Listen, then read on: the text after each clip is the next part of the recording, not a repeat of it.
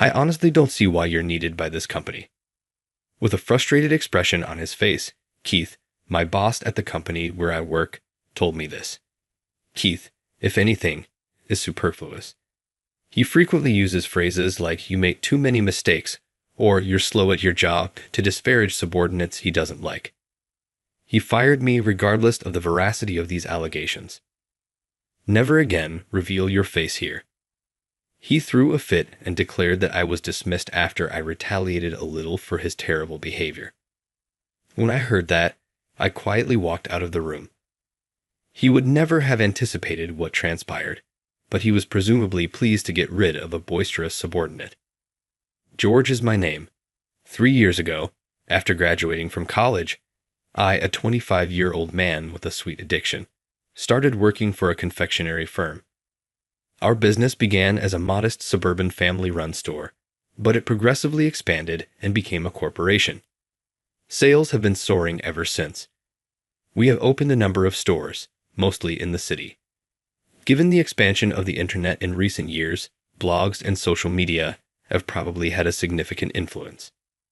Since I was a young child, I have always liked sweets, especially cakes made in the Western style. Try the new recipe here. What are your thoughts? I loved baking cakes, in addition to enjoying eating them. After school, I would go straight to the kitchen, even before I finished my homework. I would occasionally create my own confections, and other times I would make pre-existing ones. George, don't you love baking so much? Yeah, give it a try. I would share my creations with my pals so they could sample it. I used to only make them because I enjoyed them, but at this point, I had a desire to use my candies to make people happy.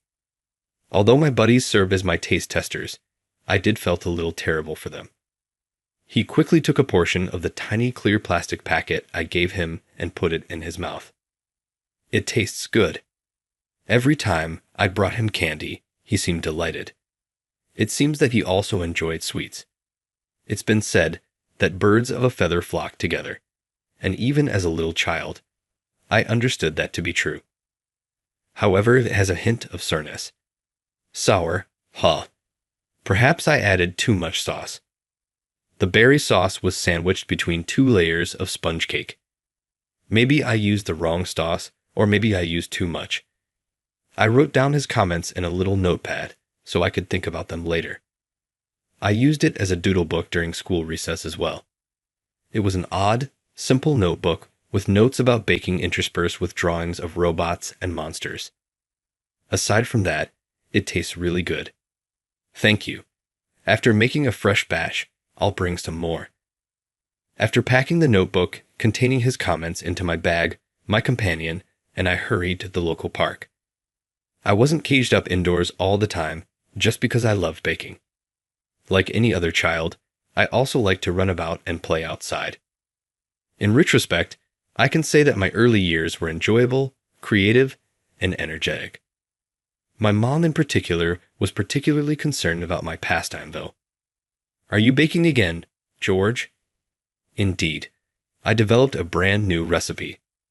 As usual, I was in the kitchen preparing sweets one day after school when my mother struck up a conversation with me.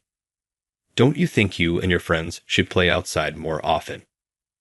I'll take my friends to the park after I'm finished. When I responded to her query, I meant that she didn't need to worry. Nevertheless, she muttered, with a worried expression. It was easy to assume that she wasn't persuaded, but I continued working with my back to the wall because I was occupied.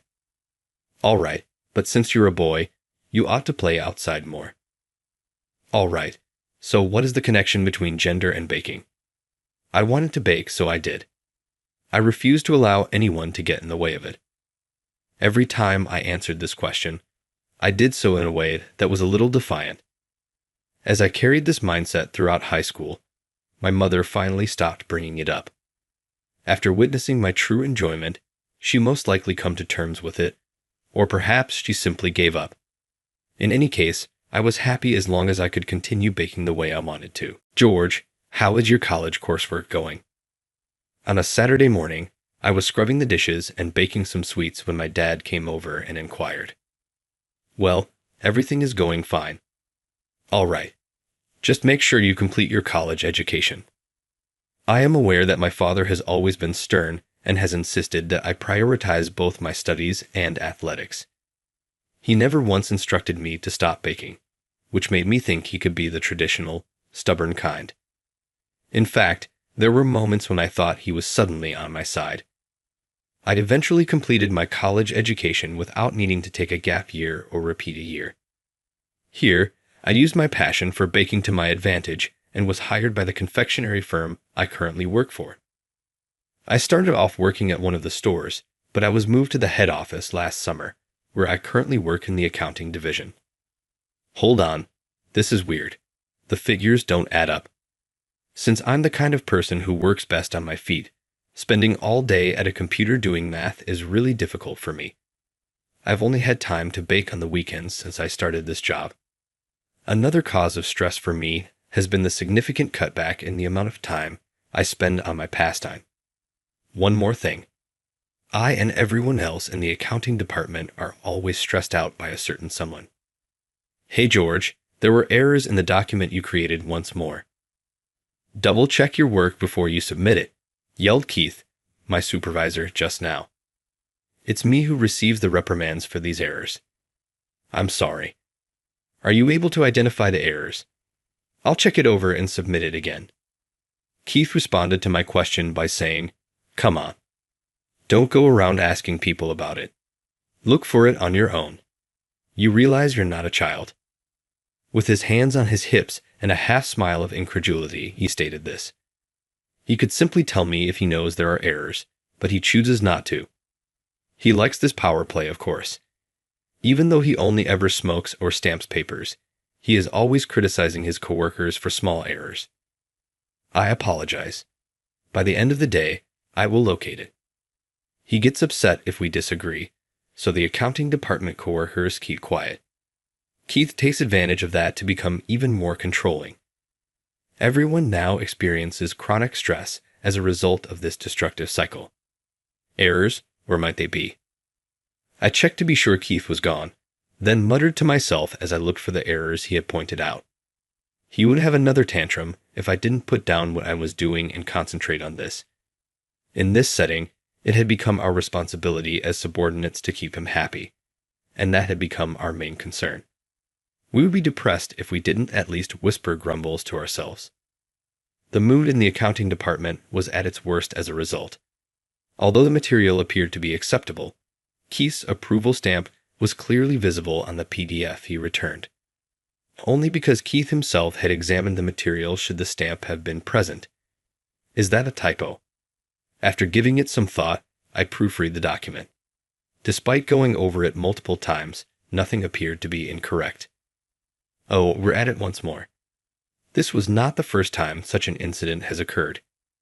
He wouldn't say what the error was, and once it was found, there wouldn't be anything wrong to find.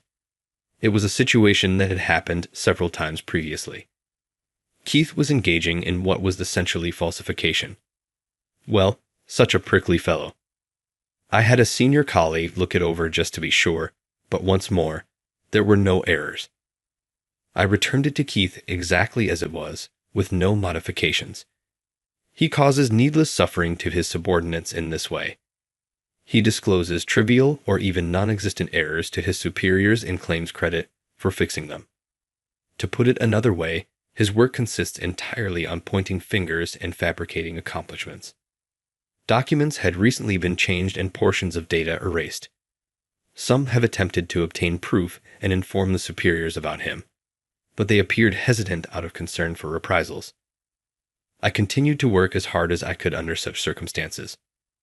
Our accounting department, which was in charge of creating the financial reports, was in a panic as the shareholders' meeting drew near. Because of this, the environment was more tense than usual, and everyone's threshold for rage was considerably lower than it was for Keith, who was carefree. We won't make it again, I guess. In a few cases, the numbers simply didn't add up, regardless of how many times I recalculated. There was a $50,000 sum that could not be explained. If my memory serves me well, the project paperwork for this project bore the approval seals of both George and Keith. This meant that Keith and I were in charge of the project, but I hadn't really done anything of it. I found it odd because he usually assigned me all of the work, but I never imagined Keith was in charge of this project, right? I went over to Keith after printing out the materials I needed to explain. What are you looking for? He glared at me with an irritated expression. The figures don't add up, no matter how many times I recalculate. Additionally, we're discussing a substantial amount of $50,000. I'd assumed you would know something, but I even questioned my senior accounting department colleagues. Keith appeared to get my point as he quickly perused the stapled pages. He wrinkled his brows for a time, then tossed the papers back on the desk. I'm not sure whether you have time for this. Simply finish your assignment. In my mind, I quietly cursed him because I believed that was what he ought to be doing. However, we can't disregard a $50,000 mystery. Stop talking. It's either a calculating error or a misunderstanding on your part. He refused to look into it further and kept to that stance regardless of what I said. It's extremely suspicious when someone is thus obstinately obstructive. I said in a low voice, "All right, fine," and went back to my desk. I was aware that we were currently overworked, but because Keith was not going to take any action, I made the subtle decision to look into the situation myself. The possibility that Keith was embezzling money was becoming clear. I gathered the required paperwork once more and returned to his desk. Are you persistent, Keith? This time, what is it? As if to suggest, figure out why I'm here yourself. I handed him the paperwork in silence. I informed you that you made a calculation error. Where is the error exactly? Please draw attention to it. My blunt inquiry caught Keith off guard, and he became increasingly agitated. On the other hand, I maintained my composure and kept answering firmly. Keith refused to acknowledge anything in spite of all of this proof. Therefore, if you're saying that there's an error, kindly point it out to me. Or is this merely a charge? You little. His leg bounced uneasily, and he appeared annoyed. I guess he was growing tired of my asking the same questions over and over. You're slow at your job, to start. That isn't pertinent at the moment, is it? You make too many errors. In particular, where are the errors? Point them out, please. I saw a drop of perspiration trickle down Keith's brow. He was speaking incoherently more and more. Even with the facts I had, it was a gamble, but it appeared that I was correct. To be honest, I fail to see why you are needed by this company. As he spoke, Keith swallowed his rage and attempted a bitter smile, but I simply replied, What a coincidence. I have the same sentiments. I also fail to see why the organization needs you. You little. What did you say? At what I said, Keith erupted in anger.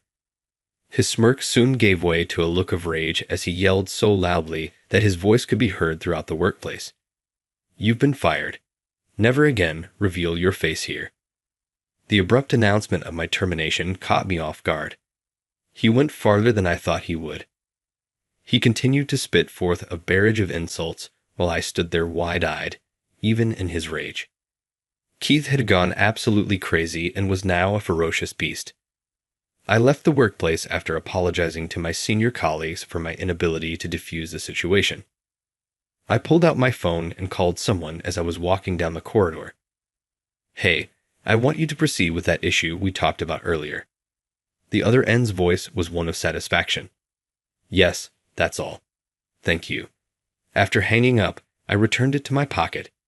I couldn't help but smile as I stood in the dark corridor. As planned, the shareholders' meeting took place a few days later. I hadn't shown up in the accounting department since I was fired, but it appeared that the preparations were finished on schedule. I surprisingly ran into Keith as I walked inside the melancholy location. Oh, hi there. You're here, but why? This isn't where you belong. What brought you here? Go now. As soon as he saw me, he began insulting me, but today I didn't bother to answer. I simply laughed casually and dismissed him. Keith, you're speaking too loudly. There stood a tall, graying-haired man. Scott was returning today after spending the last few weeks in the hospital for medical testing. He was the department head and my boss as well as Keith's. You're right. I said, I was fired. Scott, I already fired this guy. Keep quiet, I said. Scott interrupted Keith, who flinched back, his expression sad. But he kept glaring at me, so it was obvious he still didn't like that I was here. It's almost time now. Should we leave? Yes, I said, and Scott, and I made our way to the best seats in the house, which were set aside for the executives and significant stockholders. Why are you sitting there, George? Are you even aware of who owns the seat? Keith continued to yell after being repeatedly warned to stop. Keith, don't you know? The introductory remarks began as Scott, apparently impatient, proceeded to explain. Scott paused his speech and looked at the presenter. I did as he said. At last, even Keith sat down and grudgingly took a seat. Mr. Kelly, the president, stepped up to the stage and started discussing the company's current state, management, and future goals. I could feel Keith's eyes on me all the time during the process. He appeared to have turned pallid. The reports end there. The question and answer period will now begin. Please raise your hand if you have any queries. No hands were raised. The stockholders were too busy going over their materials. Yet, this is my chance. Excuse me, may I ask a question? I raised my hand and looked straight at Mr. Kelly, having previously prepared my questions. I caught a glimpse of Keith squirming out of the corner of my eye. Go ahead. I'm grateful. Concerning the financial statements of the business. Here, I went forward and gave Mr. Kelly the materials. These were the resources I had gathered while looking into Keith. According to this document, there appeared to be approximately $50,000 in unaccounted for expenses. Could you elaborate on the purpose of this money? I appreciate your inquiry. Mr. Kelly turned to Keith and said, I will have Keith, the head of the accounting department, respond to this. Keith jumped to his feet, shaky, and yelled, Why is someone who was dismissed asking questions like this? Furthermore, why are you seated there at all? Keith was making a spectacle rather than responding to the question, possibly because his wrongdoing had been revealed at the shareholders' meeting. A person with your level of incompetence has no place here. You don't belong here. I told you to go. Like that day, Keith had lost all self-control. Normally polite, Scott loudly stepped in to stop him.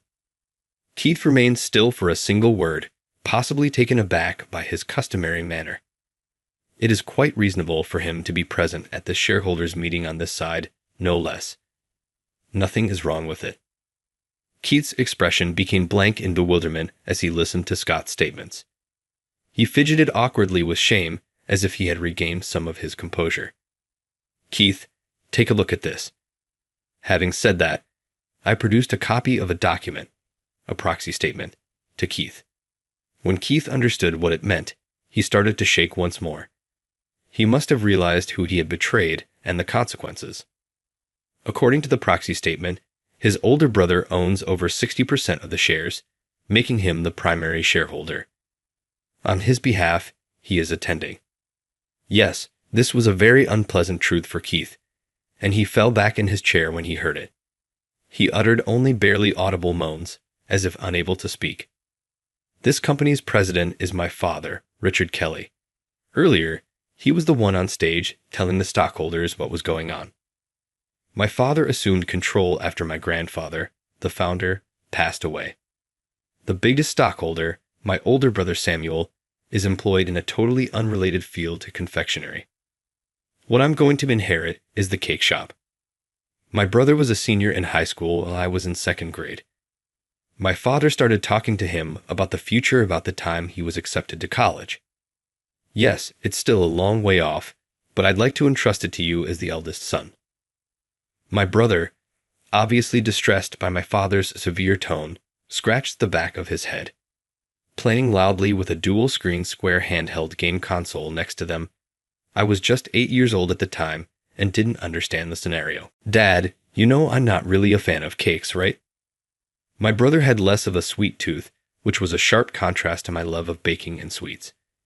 In hindsight, Expecting him to take over a bakery shop seemed rather harsh. Yes, your mother informed me. Then spare me, please. I won't be able to dedicate myself to running a store that sells something I dislike. Yes, it is accurate.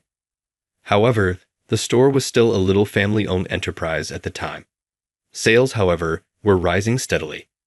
Making tasty and reasonably priced candies that even young children could purchase with their pocket money was the shop's credo. This strategy had been sufficiently well-liked locally to be highlighted in local publications. My brother made the decision to invest in the store and form it as a corporation when I was a high school student. He decided to do that rather than take over the company. Sales of the pastries have increased even further since then. Our current position is the result of the company's steady growth. Hey, my brother is expecting his second child soon and can't leave his wife's side, which is why I'm here on his behalf. Keith's face paled even more when I told him why I was there. He remained sitting and gestured at me with a quivering finger. But the most significant one is your brother. It doesn't alter the fact that the business doesn't need you. What are you saying, Keith? Once again losing his temper, Keith received a stern reprimand from Scott. Keith's countenance, which I had seen on numerous occasions, became blank. He's the second son of Mr. Kelly and the next president of this company. What? It was unavoidable, yet it had become an unexpected announcement. As Scott said, it's still some time away, but I am set to take over from my father as president. The announcement that I would be taking over as vice president was meant to be made during the shareholders' meeting, but things have gone awry. Not at all. You, the incoming president? Keith appeared to lose focus as he heard Scott's statements. He didn't want to believe it, or rather, he couldn't believe it. How could he simply accept that the president's son was the subordinate he had worked so hard to discredit? In contrast to my brother, who disliked sweets, I enjoyed creating and eating them. I grew up eating cakes from the shop, so I was well aware of how good they were. My goal was for this taste to become even more popular nationwide. That's how I started thinking at one point. In order to produce sweets that could be purchased with pocket money, I not only manufactured pre-made cakes, but also developed my own recipes. I concentrated on cutting expenses as much as I could. How to make them appear as nice as they tasted was the difficult part. Beyond appearances, creating new creations brought me a lot of satisfaction. The procedure seemed almost like a puzzle game when these two guidelines were kept in mind. In addition to cutting expenses, I also wanted to make sure the ingredients were safe. It was difficult to source ingredients at a low cost while maintaining excellent quality, but we were able to do so because of our established connections with nearby farms and the new alliances we formed. The company grew as a result of these efforts. For me, it was crucial to value this business, which had developed from the cake shop my grandpa had started. I wanted to closely monitor the money flow because of this. Since I was already slated to become vice president, I was in the accounting division. I believe it was the right decision even if my original goal was different because I ended up exposing someone like Keith. We will now go on to the Q&A. The results of the study into this issue will be presented by George, the vice president. The shareholders' meeting continued after my father's remarks. Yes, Keith embezzled the $50,000 that couldn't be explained, I declared. The room was alive with sound as I spoke. The man at the heart of the dispute, Keith, remained hunched over in silence. He conspired to fabricate invoices with a supplier. Company funds were used to pay these invoices, and the supplier received a portion of the earnings. When we carefully examined the invoices, we discovered that Keith's approval stamp appeared on bills for goods that were never delivered. The supplier's representative acknowledged the misconduct when questioned. In order to prevent Keith and the other persons involved from escaping, my father and I agreed to report the damage to the police on the company's behalf. In front of the board members and shareholders, I revealed Keith's wrongdoing. With a dejected expression, he fell to his knees as everything became clear. I heard, "This is the police," at that very moment. "Keith, you have an arrest warrant." Keith was taken away by the police officers who had come at the shareholders' meeting. He allowed himself to be led away without protest. My father and I bowed to the stockholders a few minutes after the room had subsided. We were expressing regret for an employee's misbehavior. To formally look into the degree of the damages, we plan to collaborate closely with the police. The goal is to get Keith to pay back as much of the losses as he can, even though not all of them may be recouped. George was the first to discover the scam. I think he is qualified to lead this organization as vice president and then president because of his unwavering commitment to enforcing the law. The room erupted in cheers when Mr. Kelly said this. Being accepted instead of disliked was comforting. Let's listen to the new vice president's speech now. Although I did approach the microphone, however, I didn't feel anxious. Giving a speech didn't feel all that frightening, maybe because I had been much more nervous dealing with Keith. My grandfather started this business as a cake shop. It was soon after the war, when food was in low supply and the wounds of the conflict were still evident. My grandfather started baking sweet cakes to lift the spirits of the kids when he noticed their grins waning. He gained experience and expertise in cake decorating as the number of kids visiting for goodies steadily grew. It all began when he used his skills to open a tiny stall. My father, the current president, inherited my grandfather's wish to preserve the children's smiles with cakes, and I now wish to continue that tradition with him. The environment surrounding children and the need for sweets have undergone tremendous shift during the post-war era. The state of the economy has changed and patterns have emerged. However, there is one thing that hasn't changed. Children smiles when they eat sweets. I want to make sure that priceless joy never fades. I need the help of all of our workers and shareholders to do this. The crowd erupted in cheers once more as I bowed and concluded my remarks. My father gave me a really emotional look and said, "George, you've grown up so well." I then quit the accounting division and started working mostly as my father's assistant at meetings, on business travels, and when he wanted to greet people. Busy days continued, with a lot of running around. Despite everything, I always made sure to monitor the company's internal operations.